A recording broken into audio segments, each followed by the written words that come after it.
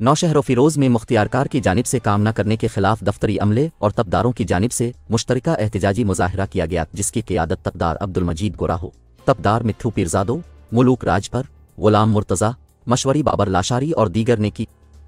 उन्होंने शदीद नारेबाजी करते हुए कहा कि जिस दिन से मुख्तियारकार अजीज़ जुनेजो ने दफ्तर मुख्तियारकार नौशहर फ़िरोज़ का चार्ज संभाला है, इस दिन से दफ्तर का तमाम काम ठप है। खातेदार हमें बदअखलाक़ी से पेश आने लगे हैं।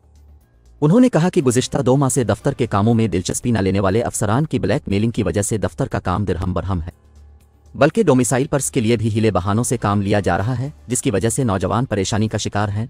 मुजाहिरीन ने निगरां वज़ीर आला Sindh, chief secretary Sindh, senior member board of revenue commissioner Shaheed Benazir आबाद से मुतालबा किया है डिप्टी कमिश्नर नौशहर फ़िरोज़ और दीगर आला हुक्काम नाअहल मुख्तियारकार अजीज़ जुनेजो को हटाकर अहल मुख्तियारकार का तकर्रुर करने की अपील की है, ताकि दफ्तरी काम बेहतर बखूबी चल सके। बसूरत दीगर भरपूर एहतजाजी तहरीक चलाई जाएगी।